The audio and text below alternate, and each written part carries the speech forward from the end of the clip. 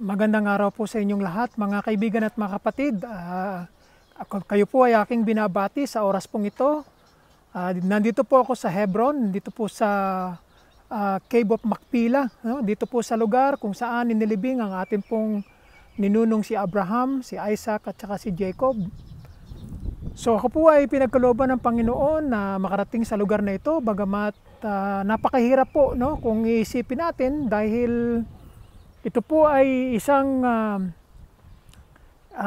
hindi po madaling puntahan dito po sa sa Hebron. Kasi po ito ay ginugwardiyahan po ito, no? Protected po ito. Kaya ako po ay pinagkalooban ng Panginoon na makarating sa lugar na ito at makita ang lugar na ito. So ngayon po ay araw ng Martes dito po sa Hebron, no? Kung tawagin po ito ay Kiryat Arba. So dito po ay sa kasaysayan po ng Lumang Tipan ay binili ito ni Amang Abraham dito po sa lahi po ng mga Hittite, ano? Dito po sa Hebron. Sa panahon po ng Lumang Tipan ay pinilit po ni Amang Abraham na bilhin ang lugar na ito upang pagdating ng panahon ay mapaglibingan po, no, sa kanyang lahi, no, kay Abraham, kay Isaac at saka kay Jacob. Kanina po ay ako'y nanggaling sa loob na hindi ko po akalain na ang mga pinapayagan lamang palang umakyat doon ay yung mga Jews, no. Ako po ay isang Christian, kaya pagdating ko doon sa loob, ako'y nilapitan ng isang rabbi at ang sabi ay hindi ina-allowed ang mga non-Jews dito sa loob. Kaya ako ay lumabas. Pero napahintulutan naman akong kunan ng larawan at saka ng video yung mga lugar, ano?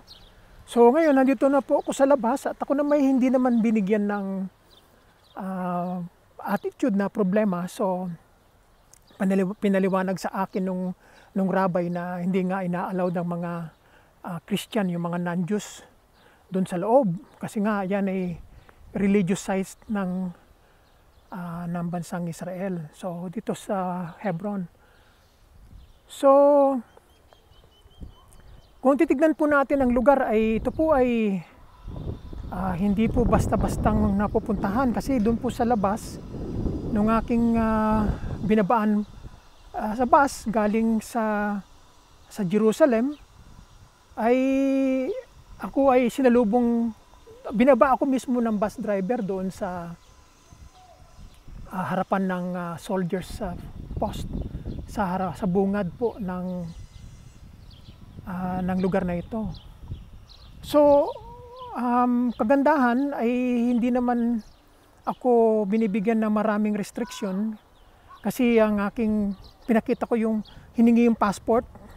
So binigay ko yung Canadian passport ko at awa naman ng Diyos ay madali pong nakakapag-travel ang mga Canadian. So wala naman akong gaano naging problema. So dito po, no, hindi ako masyadong ina-allowed na magpunta kung saan-saan dito sa Hebron, kasi ito ay sakop po ito ng Palestine, no? Nasa West Bank po ito eh. Kaya nasa loob ako ng West Bank, ano?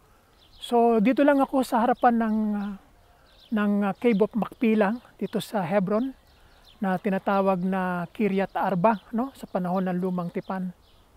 So mamaya bibigyan ko po ng konting devotion or historical background ng lugar na ito upang may bahagi sa lahat ang kahalagahan ng lugar na ito, kung bakit dito inilibing ang ating ninunong si Amang Abraham. Bagamat tayo ay hindi isang Hudyo, ay tayo ay inaring anak ni Amang Abraham. Ano po? So ako ay mapalad dahil ako ay naging Kristiyano, naging anak ng Diyos at napagbigyan, no?